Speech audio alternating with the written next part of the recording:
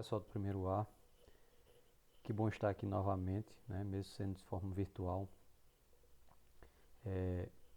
Um tempo aí, né, com algumas indecisões, alguns impasses a respeito, né, desse retorno ou não das atividades presenciais. Enquanto essa situação há um consenso, né, se há volta ou não, nós vamos continuando trabalhando da forma como vínhamos, né, a todos esses meses, tá bom? Espero que todo mundo esteja bem e hoje a gente vai fazer a correção da atividade sobre gráfico da função quadrática, né? É uma parte um pouco extensa, então ela está dividida em dois momentos. São duas videoaulas para poder a gente contemplar essa parte de análise gráfica da função quadrática, tá bom? Então hoje a gente vai ver a primeira parte, né? Sempre baseado no vídeo que vai acompanhando de explicação para vocês, aproveitando também, né, esse momento inicial para reforçar. Acredito que a secretaria da escola já entrou em contato com vocês na outra semana, né? Vai ser uma semana de avaliações diagnósticas e a de matemática ficou para terça-feira, né? Na terça-feira próxima, no caso dia 20, né? A gente vai fazer com aquela mesma plataforma que já utilizamos para responder os nossos dois simulados, tá bom? Inclusive, baseado nos simulados que a gente vai fazer essa avaliação diagnóstica, certo? Da mesma forma como vocês resolveram os simulados, né, pelo material, com a pesquisa e tudo, podem usar o mesmo material para responder essa avaliação diagnóstica, tá certo? Mas até lá a gente vai comunicar, reforçar o aviso pelo WhatsApp também, ok? Detalhar melhor como é que vai ser esse funcionamento, tá certo? Então vamos lá, pessoal. A gente vai fazer essa correção, vamos tentar explicar bem, né, tirar as dúvidas e tentar da melhor forma possível ser mais sucinto, né, para que a gente busque ter aulas mais curtas, ok? Vamos lá. Então, antes da gente começar nessa correção, a gente tem aquele momento inicial, né, que é um momento de escutar alguma coisa positiva, né, instrutiva, que possa nos inspirar e motivar para que dessa forma acompanhemos a correção da melhor forma possível, tá bom? Então vamos lá, vamos escutar o que temos para hoje.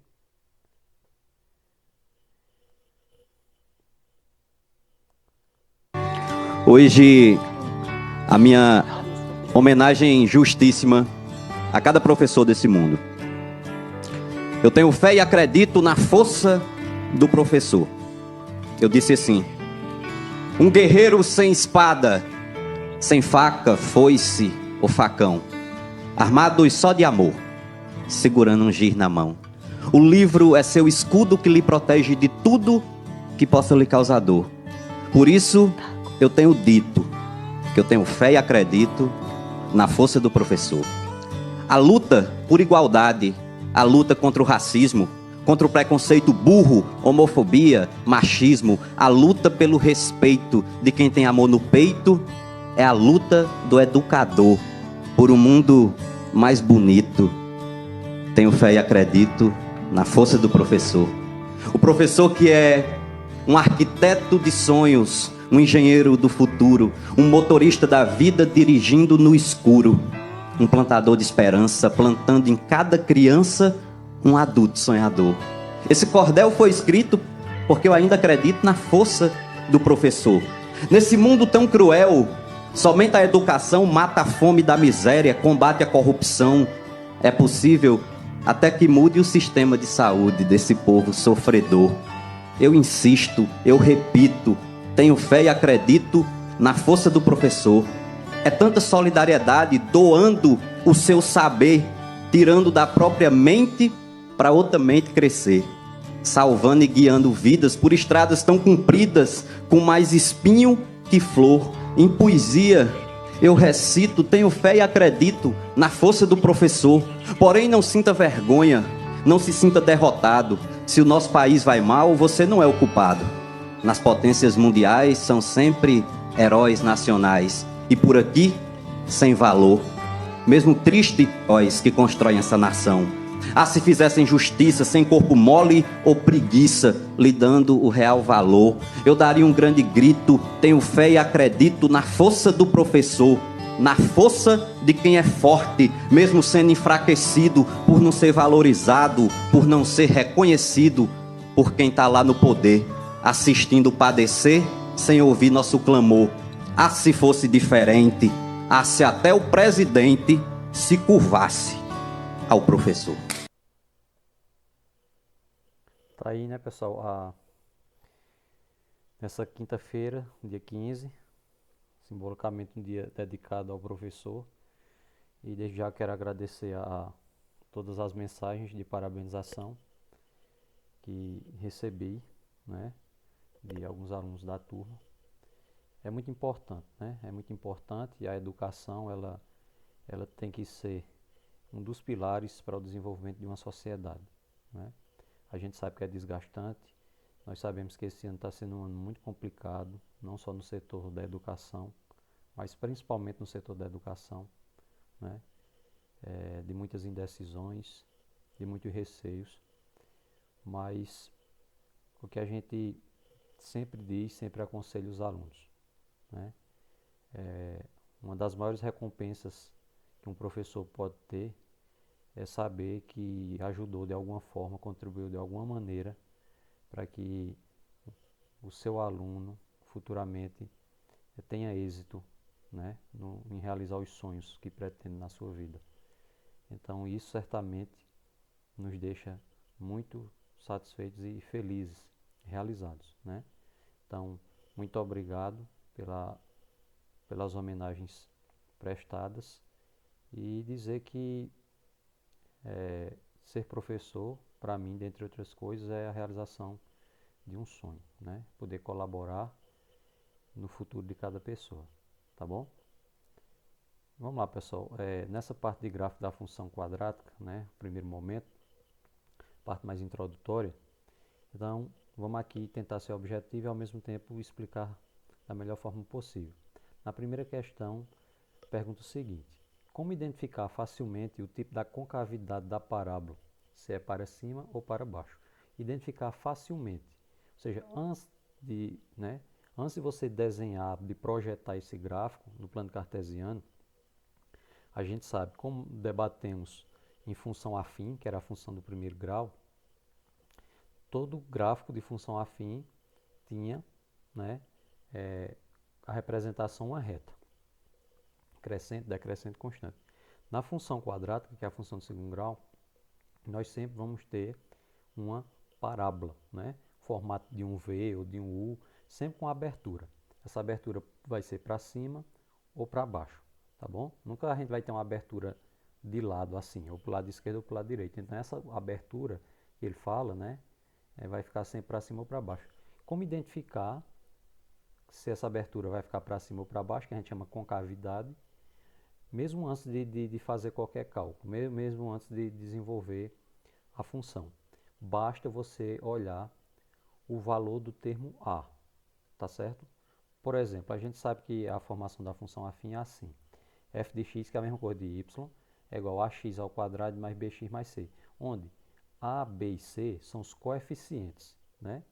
Coeficiente A é aquele que acompanha a letra ao quadrado. Coeficiente B é aquele valor numérico que acompanha uma letra, né, sem ter nenhum expoente. E o valor solto, o número que aparece solto sem letra, é o coeficiente C. Então, para a gente perceber se a parábola vai ficar com abertura para cima ou para baixo, basta olhar o valor do termo A. Se esse termo A aqui, né, que acompanha a letra ao quadrado, for positivo, então nós vamos ter uma concavidade para cima, tá vendo? A abertura é para cima, que é um exemplo só, onde o A é maior que zero, ou seja, o A é positivo. Se esse A for negativo, ou seja, menor que zero, a concavidade será para baixo, a abertura dela vai ser para baixo, né? Então, o que é que vai acontecer aqui? Só lembrando, a função do segundo grau, ela não pode faltar o coeficiente A. Pode faltar o B ou pode faltar o C, mas o A não pode faltar. Se faltar o A, ela deixa de ser do segundo grau. Então é obrigatório ter o valor do coeficiente do termo A. Tá bom, pessoal? Então essa é uma parte mais só de identificação.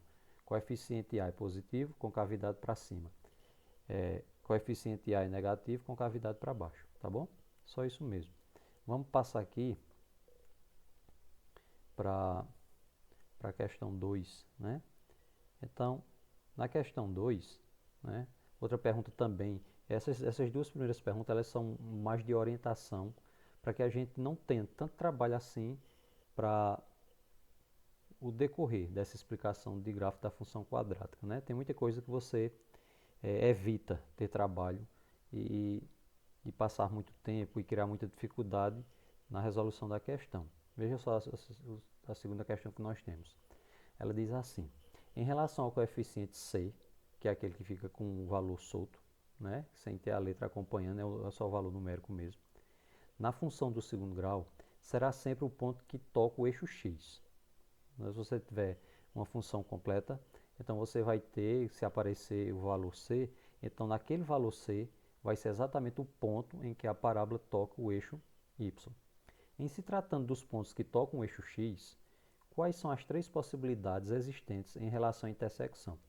Pessoal, não coloquei aqui as 6 possibilidades possíveis, porque eu coloquei aqui considerando só que a concavidade é para cima. Mas a mesma explicação que a gente for dar aqui, ela serve também para quando a concavidade for para baixo, quando a abertura for para baixo, tá bom? Qual é o principal ponto aqui? O principal ponto é a gente identificar o seguinte: ou a parábola, independentemente se a concavidade é para cima ou para baixo, essa abertura para cima ou para baixo, ela pode não tocar o eixo x. No caso essa parte aqui, ela não toca o eixo x, tá vendo? Então a gente diz que ela não pertence, ela não toca o eixo x. Ela pode tocar o eixo x num único ponto. Então a gente diz que ela é tangente, ela está tangenciando o eixo x, certo? Ou ela pode tocar o eixo x em dois pontos. Quando ela toca em dois pontos, nós dizemos que ela é secante ao eixo x, tá bom? Ou ela não toca o eixo x de jeito nenhum em nenhum ponto, ou ela toca o eixo x em um ponto, ou ela toca o eixo x em dois pontos, tá bom? Como identificar isso, né, sem ter que fazer todo o cálculo? Vou ler aqui e a gente comenta, certo? Diz assim, ó, depende do resultado da variação, que é o delta, né? Se essa variação for positiva, o delta maior que zero, nós teremos dois pontos, ou seja, é esse caso aqui, ó, certo? Quando essa variação é positiva. O que seria essa variação? Aquela expressãozinha numérica que fica dentro da raiz, na fórmula de Bhaskara, onde fica assim, b ao quadrado menos 4 vezes a vezes c. Aquela parte lá, b ao quadrado menos 4 vezes a vezes c, é a variação. Quando você calcular aquilo ali, se der negativo, menor que zero, então não vai tocar o eixo x de jeito nenhum, certo? Se der zero, aquele cálculo, vai tocar o eixo x num ponto só, vai ser tangente. E se der maior que zero, ou seja, positivo, vai tocar o eixo x em dois pontos, tá bom? Então, resumidamente é isso. Veja só aqui, ó.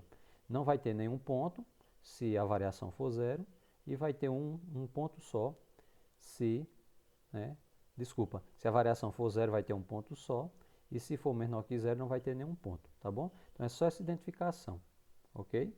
Basta fazer o cálculo da variação. Variação negativa não toca de jeito nenhum, seja para cima ou para baixo. Variação igual a zero vai tocar o eixo x num único ponto e variação maior que zero vai tocar o eixo x em dois pontos, ok? Agora nós vamos para a questão realmente, né, que ela contempla mais informações, que é a nossa última questão, que é a questão 3. Nessa questão 3 nós colocamos 6 letras, para tentar ver todas essas partes que foram comentadas que é comparar a videoaula para vocês, tá bom? Algumas pessoas, antes de mandar a atividade, disseram ter dificuldade, não conseguiram, e principalmente essa terceira questão, que ela é mais extensa. Então aqui a gente vai fazer o seguinte: das 6 questões, nós vamos utilizar tanto Bhaskara, quanto também quando der soma e produto, tá bom? Para ir praticando os dois formatos, ok?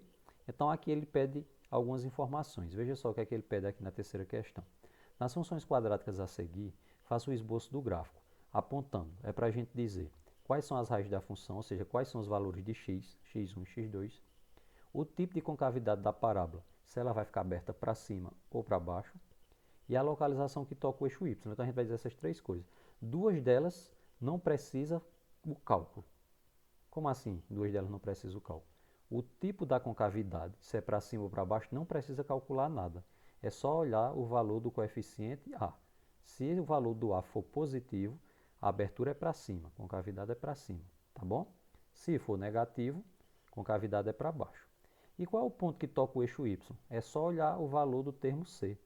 O valor do termo C, que é esse número que vem solto, sem letra, ele indica exatamente o ponto que está tocando o eixo Y, tá bom? Então essas duas partes não precisa cálculo. Agora, para descobrir as raízes da função, nós vamos ter que optar, né? Ou por soma e produto, ou por Bhaskara. Aqui, cada letra eu vou fazer de uma forma e de outra, a gente vai alternando para poder ir praticando as duas formas, tá bom então? Então essas duas coisas a gente já sabe, né? Ó, já coloco o gráfico, tem um gráfico aqui, o plano cartesiano, e como eu falei para vocês, a concavidade é para cima, tudo bem, então eu já sei que é para cima. Outra coisa, é 12 aqui, ó, né? É 12, então o 12, que é o valor C, vai indicar onde a parábola corta o eixo Y, então eu já sei que corta aqui no 12. Mas fica faltando essa parte. Quais são os valores de x1 e x2? São as raízes, tá bom? Então a gente vai usar essa por Bhaskara, vamos dar uma relembrada aqui nessa parte de Bhaskara, né? E aí descobrir os valores de x1 e x2. Quer dizer, antes de calcular, a gente não sabe ao certo se vai ter um valor só para x, se não vai ter nenhum valor, ou se vai ter dois valores, né? Só calculando mesmo é que a gente vai identificar isso. Então, bora lá. Está aqui a fórmula de Bhaskara para a gente substituindo. Então, separei aqui os coeficientes, ó, os valores dos coeficientes A, B e C. O A é um positivo, ó, tá bom? O B é 2 negativo, está aqui acompanhando o x, e o C é 12. Então, vamos substituir aqui na fórmula, né? Então, diz assim, menos B, menos, aí como o B é 2 negativo, né? Eita, ficou, vou pedir desculpas a vocês aqui porque ficou um errozinho. Certamente foi isso mesmo. Eu peguei de outro modelo que estava e acabou ficando esse erro aí, né? Eu vou pedir desculpas a vocês, mas a gente vai tentando demonstrar aqui, né? No lugar desses 7, eu peguei de outro exemplo anterior e esqueci de modificar. Tá bom, pessoal? Então, peço desculpas, mas nem por isso a gente vai deixar de fazer. Vamos lá. Ó. O B é 2, certo? Então, vai mudar aqui a posição do B. Né? O valor que aqui está 7, na verdade, vai ser 2. Então, vai ficar menos B. Se o B é 2 negativo, vai ficar menos 2, mais ou menos. Aí, aqui entre parênteses, a gente vai ter menos, né? A gente vai ter menos 2 ao quadrado, menos 4. Na verdade, eu vou dizer a vocês o que foi que aconteceu. Não é o desenvolvimento do cálculo que está errado, mas é o valor que foi colocado aqui, né? O valor do B, né? O valor do B certamente é 7. Eu vou só dar uma conferidazinha aqui no meu rascunho, tá bom? Rapidinho, para poder a gente confirmar aí, certo? Mas eu tenho quase certeza que foi uma inversão que teve nos valores. Deixa eu só confirmar aqui, pessoal. Eu digitei aqui na correção errado. Na verdade é 7 mesmo, viu, pessoal? Então não é o desenvolvimento que está errado, não. Foi aqui, a montagem inicial. Na verdade aqui é 7, ó, x ao quadrado menos 7x mais 12, né? O e ficou nessa partezinha aí, tá bom? Então eu peço desculpas a vocês por esse equívoco aí da montagem inicial, mas eu vou deixar o rascunho aqui próximo, porque qualquer dúvida a gente confirma aqui, né? Algum possível erro que possa aparecer novamente, a gente dá uma confirmadazinha aqui. Mas na verdade é 7, viu? Tá bom? Então, menos mal porque a gente vai seguindo, né? Toda a correção conforme ela está. Tá bom? Então a gente tem nessa parte aí, certo? Aqui é 7 mesmo. Então é porque ficou errado. Aqui é x ao quadrado menos 7x mais 12, ok? Então desculpa aqui, o erro foi na pergunta, mas o desenvolvimento está todo ok. Então vamos continuar, né? Menos 7, mais ou menos, raiz de b ao quadrado, no caso é menos 7 ao quadrado, menos 4 vezes a, que é 1, vezes c, que é 12. Tudo dividido por 2 vezes a, que é 2 vezes 1. Tá certo? Então, aqui, ó, menos e menos dá mais, fica o 7 positivo. Repete o mais ou menos. 7 ao quadrado é 49. Faz a relação de sinal aqui com essas multiplicações, ó. Menos por mais menos, menos 48. Né? Que é 4 vezes 1 dá 4, vezes 2, 48. Sobre 2 vezes 1, 2. 7, mais ou menos. 49 menos 48 dá 1. Sobre 2. Né? 7 mais ou menos, a raiz de 1 é 1 mesmo, sobre 2. Aí aqui nós temos, né? Vamos fazer um cálculo usando o mais e depois um cálculo usando o menos, certo? Primeiro usando o mais. 7 mais 1 dividido por 2. E depois 7 menos 1 dividido por 2. 7 mais 1, 8, dividido por 2, 4. Então o primeiro valor de x é 4, positivo. 7 menos 1, 6. 6 dividido por 2, 3, positivo. Então esses dois valores que a gente encontrou aqui, 4 e 3, eles vão ter que ser localizados lá no eixo x, ó, 3 e 4. E aí com esses três pontos já encontrados aqui no plano cartesiano, é só uni-los, confirmando aquilo que algumas coisas que a gente já tinha, a gente já sabia antes mesmo de calcular, né? Então, unindo os pontos aqui, ó, forma-se a parábola, realmente a concavidade é para cima, o ponto C é o ponto que toca o eixo Y, e as raízes foram colocadas os pontos aqui também, né, formando a parábola com abertura para cima, com cavidade para cima, tá bom? Então essa é a representação, o cálculo é a representação gráfica da letra A, o esboço do gráfico que ele pede, certo? Vamos seguir aqui, para dar uma olhadinha na próxima letra, né? A letra B. Na letra B, nós temos o seguinte, nessa aqui, como eu disse a vocês, a gente vai dar uma alternada. Vamos já tentar fazer essa, já vou mostrar aqui soma e produto, para a gente ir praticando as duas formas, certo? Então, mesmo enunciado, aqui x ao quadrado, f de x é a mesma coisa de y, x ao quadrado mais 3x menos 10. Eu vou conferir aqui para não correr o risco de ter o erro de novo, né? Mas está correto. X ao quadrado mais 3x menos 10. Então, o a vale 1, o b vale 3 e o c vale menos 10. O que é que a gente sabe? Se o A é positivo, concavidade para cima, né? E o menos 10 é a parte que toca o eixo Y. Então, lá aqui no eixo Y, a gente já pode deixar marcado aqui o menos 10. Fica faltando para a gente agora só encontrar as raízes da função, ou seja, os valores de x1 e x2, tá certo? Só que agora a gente vai tentar fazer por soma e produto, ok? Mas quem não preferir pode fazer tudo por Bhaskara também, sem nenhum problema. Por isso que a fórmula de Bhaskara está aqui ainda, certo? Então, o que é que diz a soma? A soma é o valor de menos b dividido por a. E o produto é o valor de c dividido por a. Quem é b? É 3. Então, eu faço menos 3 dividido por a. Quem é a? 1. Então, vai ficar menos 3 dividido por 1. Menos 3 dividido por 1, menos 3. Né? Produto, c dividido por a. c é menos 10 e a é 1 positivo. Menos 10 dividido por 1 dá menos 10. Não é que a resposta vai ser menos 3 e menos 10. Isso aí, a soma e o produto, para poder a gente, com essa comparação, descobrir os valores que, juntando eles, quer dizer, somando eles, nós vamos ter como resultado menos 3. E multiplicando eles, que é o produto, vamos ter como resultado menos 10. Tá bom? Então, esses valores serão quem? 2 positivo e 5 negativo. Como conferir? Juntando 2 com 5 negativo, fica 3 negativo, que é a soma, né? E o produto é a multiplicação. Se eu multiplico 2 vezes 5 negativo, a relação dá menos, 2 vezes 5, 10. Veja que o espaço que a gente utiliza é bem menos do que a fórmula de Bhaskara. Contudo, você pode optar, pode fazer também pela fórmula de Bhaskara, sem nenhum problema. Então, esses dois valores aqui são colocados aqui no eixo x, lembrando que é um valor positivo, fica à direita da origem, né?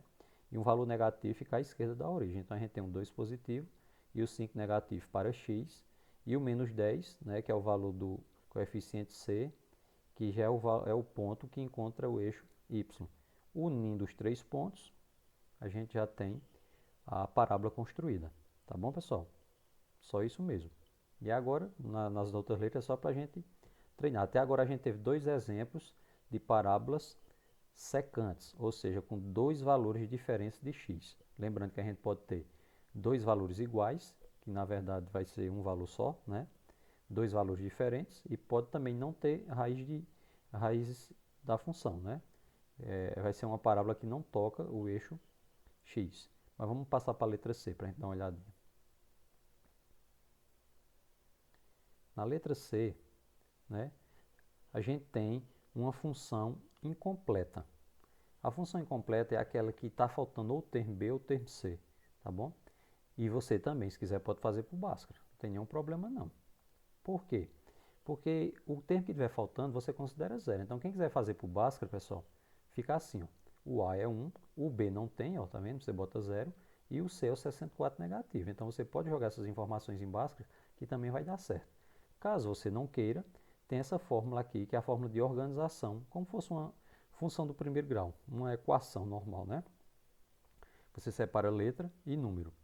Considerando que está tudo de um lado só, do termo, né? Então, eu vou deixar o x ao quadrado e vou transferir esse 64 para o outro lado. Então, quando ele transfere para o outro lado, ele passa positivo. Então, eu já fiquei com x ao quadrado igual a 64. Ou seja, eu vou ter que tirar a raiz quadrada de 64. A raiz quadrada de 64 é 8, só que pode ser 8 positivo e 8 negativo. Outra dica, né, para a gente reforçar, quando você tiver uma função incompleta e tiver os termos A e C, vai dar sempre o mesmo resultado, só que um positivo e outro negativo, tá bom? Então aqui eu dei um 8 positivo e 8 negativo. O que é que a gente já sabia? A gente sabia que a concavidade é para cima. Por que essa é para cima de novo? Porque nós temos o coeficiente A positivo, então é para cima a abertura da parábola. Depois disso, que ponto tocaria o eixo Y? No ponto C, ó, no ponto C. 64 negativo, então no Y a gente colocou 64 negativo aqui, ó, tá certo? Então vai tocar aqui, 64 negativo. O que é que vai acontecer? É só localizar agora o 8 positivo e 8 negativo no eixo X, né? Então no eixo X eu tenho 8 positivo, fica à direita, e 8 negativo fica à esquerda, ok? Agora une os três pontos, né? Une os três pontos, finalizou a construção gráfica aí da letra C, ok? Então aqui outro formato para incompleta, né? Uma forma mais rápida também de fazer. Se quiser fazer por Bhaskara, pode fazer sem nenhum problema. Dá uma olhadinha aqui na letra D, né? Na letra D a gente tem outra função incompleta. Só que essa função incompleta, ela é incompleta com outro formato, né? A letra C que a gente acabou de fazer, ela era incompleta do tipo A e C. Agora a gente tem uma incompleta do tipo A e B. Pode fazer por Bhaskara? Pode. O que estiver faltando fica zero. No caso do C está faltando, fica zero. Tá certo? Sem nenhum problema. Mas se você quiser fazer por outro formato, incompleta do tipo A e B, nós temos o tipo que se chama de fazer por fatoração, né? Ou seja, fazer fator comum em evidência. O que é que eles têm em comum aqui, os termos A e B? O x. Então, o x fica fora. Você abre o parênteses e agora você vai dividir cada termo por x. X ao quadrado menos, né? Mais por menos dá menos. X ao quadrado dividido por x. X mais 6x dividido por x. 6. Concluiu, fecha o parênteses e diz que tudo é igual a zero. Toda vez que você tiver incompleta do tipo A e B, um dos valores será sempre zero. Um dos valores será sempre zero. E o outro valor você vai procurar, tá bom? Então, só para confirmar aqui, veja só. Você pegando os valores de fora, x é igual a zero. Então, está aqui zero. Como eu falei para vocês, um dos valores sempre zero. Aí, depois você vai pegar essa parte que ficou dentro do parênteses e igualar a zero, para fazer o cálculo também, certo? Vai ficar menos x mais 6 igual a zero. Menos x permanece. O 6, que é positivo, que está do lado errado, vai passar para o outro lado negativo, fica menos 6. E agora, para concluir, é só fazer a relação de sinal. X, né, vai ser igual, menos por menos dá mais, 6 positivo. Então, nós temos os dois valores de x. O que é que a gente está achando estranho nessa? Como não tem aqui o valor do termo C, mas o termo C não é aquele que toca o eixo Y? Não tem explicitamente, mas quando falta a gente não diz que é zero, então vai tocar o eixo Y exatamente, né, no ponto C, que é zero. Então o zero do Y é aonde? O zero do Y é aqui na origem. Você marca esse ponto aqui que é o zero do Y, né? O zero do coeficiente C que representa a localização de Y. Tudo bem. Onde é que a gente vai procurar os dois pontos aqui? Os dois pontos serão onde? No zero do x, que vai ser exatamente nesse mesmo local. Então aqui tem dois pontos, né? O ponto do coeficiente c e o ponto do primeiro valor do x. E o segundo valor do x é 6 positivo. Então localizou aqui 6 positivo, uniu esses dois pontos. O que é que eu sei? Como o A é negativo, a concavidade é para baixo. Ó, o A é negativo, então a concavidade é para baixo. Então você une esses dois pontos, eleva até uma certa altura, né?